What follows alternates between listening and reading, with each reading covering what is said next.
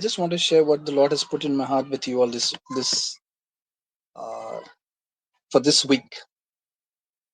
Yeah. So I just want to share today what the Lord has put in my heart with you all this week. And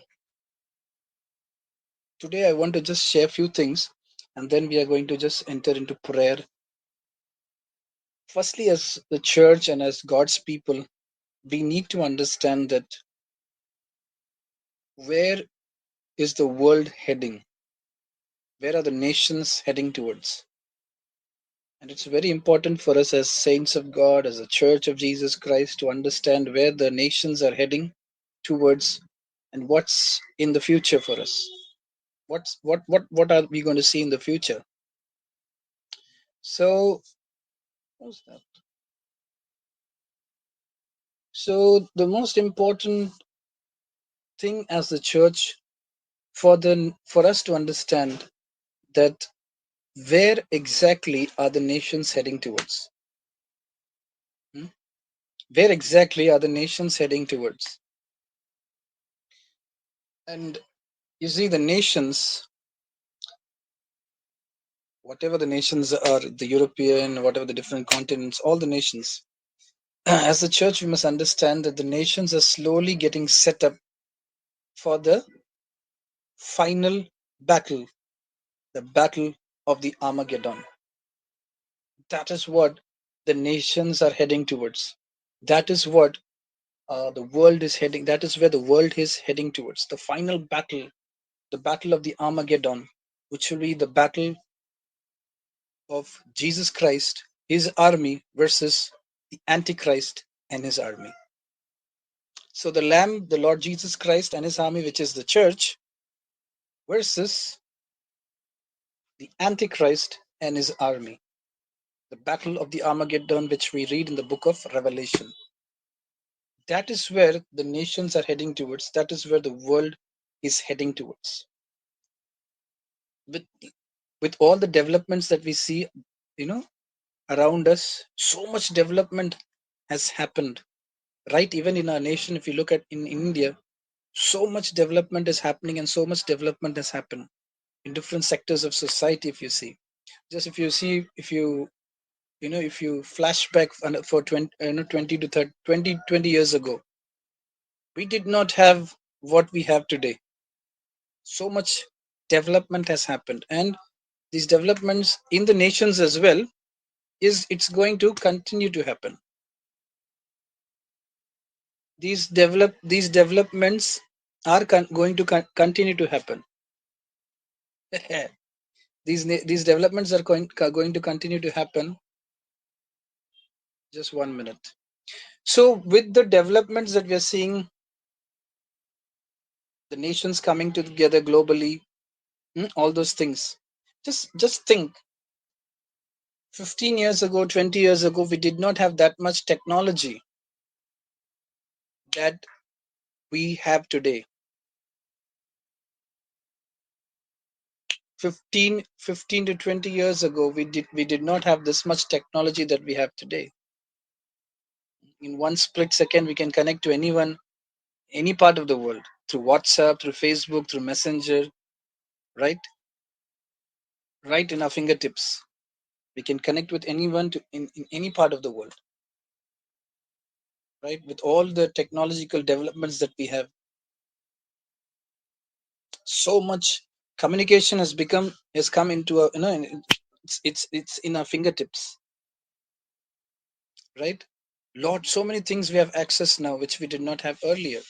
And if you look at the world, though India is a third world country still, but yet so much has developed. And if you look at the world is heading rapidly towards progress, towards development. Quick, so much developments are happening, right? Nations are coming together. So many business developments we are seeing. We are seeing developments in the area of infrastructure. We are seeing developments in the area of technology infrastructure and business and corporate sector, and so many in the medical field, in the education field. We're seeing so many developments that are happening around us. So in the midst of all these developments, we need to understand what is the future and where is the world heading towards. And as the church, where are we in this big game? And where are we heading as God's people? Where are we heading towards? Let's go to Daniel chapter 12, verse 4. And with this technological development that we are seeing around us, yesterday, I was watching with this new thing called the artificial intelligence or the AI. Yesterday, I was watching one video where they were sharing about things about artificial intelligence. And they were saying that this technology can be very disastrous as well, because anybody from any part of the world, you can, it seems, you can even send certain kind of viruses or something, through which you know you can eliminate a specific individual or a specific community of people as well. COVID was like normal, which was spreading everywhere, but it seems through this AI intelligence you can eradicate specific individuals too. So if you send a virus, it will go and hit that specific individual, and it can even be sent to eradicate one specific race of people. That much we have developed in technology. So with all this technological development, we need to understand where are we as the church and where is the world heading towards. Daniel chapter 12, verse 4. The developments that we are seeing is one of the signs of the end times that the book of Daniel talks about before Jesus returns from heaven.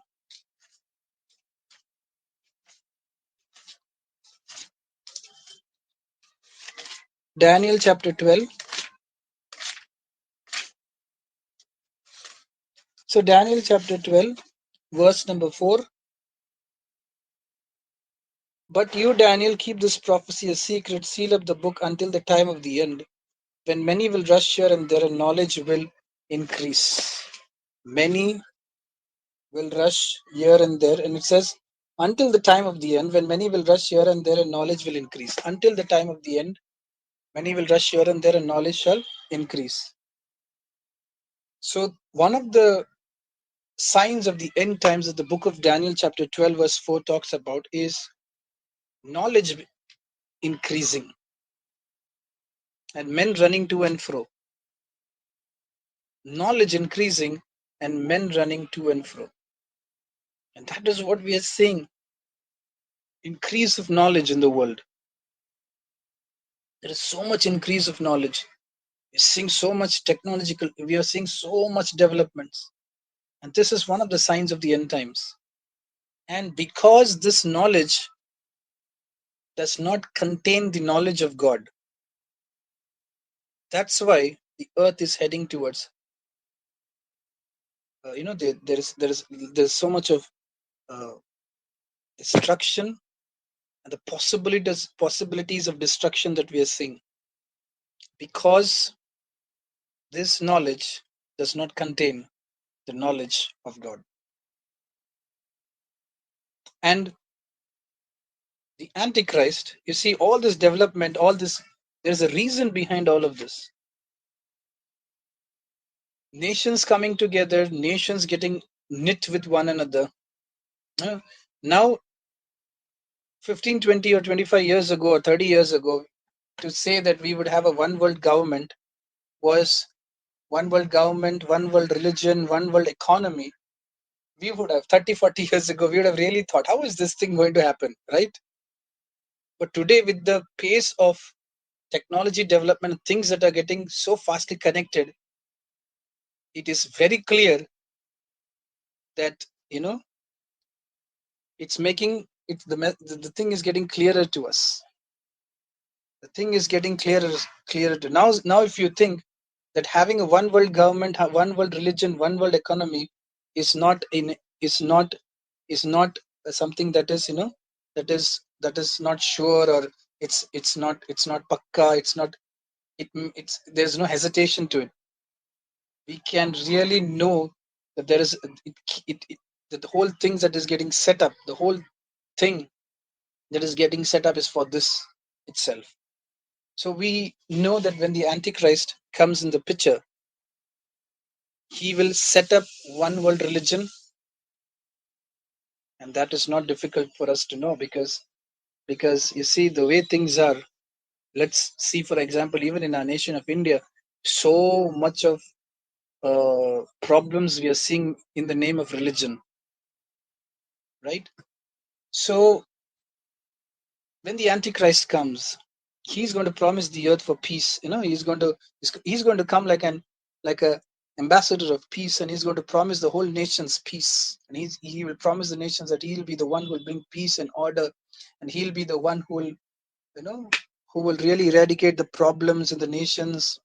And he's going to set up the nations in such a way that it's going to convince them to have a one world religion, convincing them that when we become one as humans, then we can really live with peace with one another. I believe this is making sense to us now, right? The way he will convince is he'll be like an ambassador of peace, trying to bring peace in the name of humanity, right? Number two, he will set up the one world government. He's going to convince the whole nations of the earth that he can solve all the problems in their particular nations by setting up a one world government and also one world economy. This he will do, I believe, this he will do to convince the people that you can be in any part of the world yet use the same currency.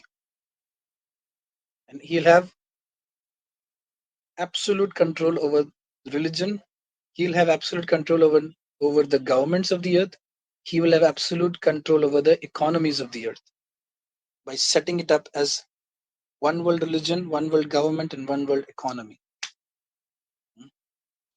So this is where we are heading towards. And this is getting clearer and clearer for us to understand.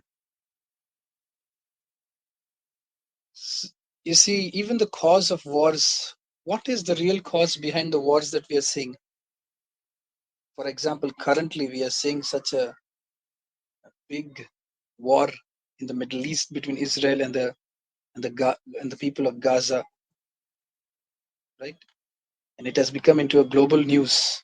Literally every day you are seeing news after news about what's going on in that area. But just I think it was last year, or I'm not sure when it was, last year or the year before that, we had the Russia and the Ukraine war. So what is the real cause behind these wars? Let's go to Acts chapter 17 verse 26. What is the real cause behind wars? Acts chapter 17 verse 26. It's because when people become greedy, the reason is greed. When people become greedy, or they want to occupy more and more things, they want to occupy more land, they want to occupy more space, they want to conquer more areas. That's the reason behind all this mess which we see, wars and all those things. And Jesus said that these things will happen before his return. These will be the signs of his return, which is wars and rumors of wars. But the reason behind the wars and rumors of wars is the greed and the selfish nature of men. That's the reason behind the mess that we are seeing, where man just wants to occupy land, he wants to conquer the land, he wants to have more and more and more, and he doesn't care in the process if others lose their life, if he doesn't care what happens. He just wants more, that's all. The greed of man, the desire for power and position and control is what is the real root between that it is the real root behind wars that we see. So Acts 17 verse 26, let's look how God set up the whole thing. We are seeing wars because there's a violation of the principles of God. Whenever there is a violation in the principles of God, in divine order, that's when we see chaos. That's when we see all sorts of mess because there's violation of divine order. Acts chapter 17, verse 26. Strange. From one man he created all the nations throughout the whole earth. He decided beforehand when they should rise and fall, and he determined their boundaries. You see, here it says, through one man God created all the nations throughout the whole earth. He decided beforehand when they should rise and fall. And look at what it says, and he determined their boundaries. That means God determined the boundaries of each nation. He created boundaries and gave so and so much of land to this. For example, India, he created a boundary around our nation and he placed us within this nation. And he said, this is the allotment for you. Or our neighbor Pakistan, he allotted that land for them. This is the land for you. Then, like that, all the nations, there is a boundary, there is a border, which is that nation belongs to the people living there. That area, that region belongs to the people living there. This is how God created boundaries. Why boundaries are created? So that you do not cross the line. There is order. You do not cross the line. Yours is yours and theirs is theirs. And when there is a violation of that order, that's when we see all the mess happening. For example, look at our country itself, the fight between India, Pakistan for Kashmir. And that is what even we are seeing in the Middle East as well. One person wants to occupy the other person's land. So they all are fighting. That's what we even saw in Russia and Ukraine. Russia wanted to conquer Ukraine. So what was the result? The result was loss of lives, cause of wars. Why? Because divine order and divine order is being broken. Right? Divine order is being broken, and we have become selfish. We have become so greedy that we want to take what belongs to somebody else and make it ours. Covetousness. That's what the Bible talks about, covetousness. We want to take what belongs to somebody else and make it our own. Covetousness. So that's the reason behind all the mess and the wars that we are seeing. The only simple reason, it's very simple, it's covetousness. You want to take what belongs to somebody else. And there's a violation of divine order. Because God has set boundaries for each nation, and He has put people in their places, in their regions where He wants them to be. And when the boundaries are broken, and you want to extend the boundaries of your nation by taking what belongs to others, that's when the whole problem starts. Right? Correct? And we cannot be going to some other nation and trying to bring out our agendas out there, because that will create a backfire. Who is going to allow you to take what belongs to them? Right? No, but you're not going to allow anybody to take what belongs to you. If somebody comes to your house to claim ownership of what belongs to you, will you give it? No, we are not going to give it. Right? So that's the cause behind the whole thing. We are not going to give what belongs to others. And people in the church also may ask, whom do you stand for, Israel, or whom do you stand for, Palestinians? Whom do you stand for? Well, we don't stand for anybody. We just stand for the Lord. And we believe that God has created boundaries and kept people in their own places. Amen. God has created boundaries and kept people in their own places. So people may ask, whom does Gaza belong to legally? I would say, let Gaza be to the Arabs and let Israel belong to the Jews. Belong to the Israelis. As long as there is no interfering and nobody wants to extend their region to take some other their neighbor's region. Right? When there's a violation of divine order, that's when we see the whole mess. And if you read the book of Joshua, take time to read this week. Read the book of Joshua. There you see, after the Israelites conquer the land and they come into their promised land, there is a distribution of the land. What? There is a distribution of the land. You will see that this tribe was given this tribe, in the 12 tribes, each tribe was given this area, this area, this area, this area, this area. Why? Why? Because there was equal distribution of the land. There was equal distribution of the land. You live here, you live here, you live here, you live here, you live here. Right? There was equal distribution of how the land was distributed among the Israelites. So there you see how God is so, I don't know how to put this word, how to say this word, but you see how God is so systematic. Where you see that the land is being distributed to the 12 tribes of Israel. God is so systematic. God is so ordered. His kingdom is so ordered. Right? His kingdom is so ordered.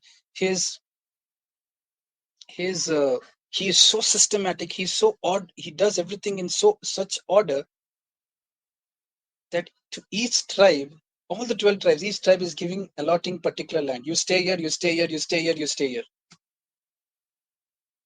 It's like, if you, as a parent, you will understand this example, that when you give to your children, suppose you have 2 sons or 3 sons or 12 sons, let's take for example, to each child you will just give, this is with the sweet, when you're giving, this is for you, this is for you, this is for you, this is for you, right? And and when we were children, I used to do that. We used to do that when when when daddy used to bring sweets for us. I used to eat my sweet and go to take my sibling's sweet to eat. And that's when we used to fight. And the fight was, you already eaten your share, why you want my share? Correct? Same thing applies. So many problems you see in the family because of that. You see land problem, you say share. When you're distributing something in the property, you see share problem, right? My share, my share. You know? So that's the whole issue. The issue is when we want to have somebody else's, that's when the fight starts. So God is a very orderly God. He's a very systematic God. His kingdom is there is order in his kingdom. There is divine order in his kingdom. His kingdom is peace and righteousness and divine order. Amen.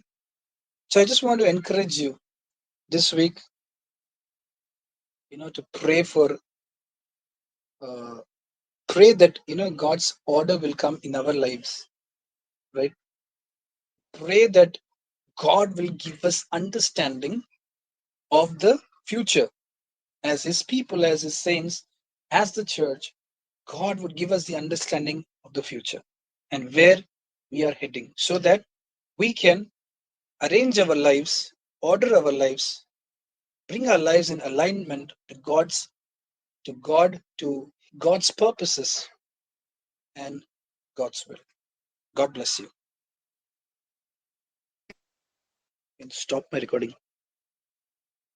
I just want to share what the Lord has put in my heart with you all this uh, for this week. Yeah. So I just want to share today what the Lord has put in my heart with you all this week. And today I want to just share a few things, and then we are going to just enter into prayer. Firstly, as the church and as God's people, we need to understand that where is the world heading?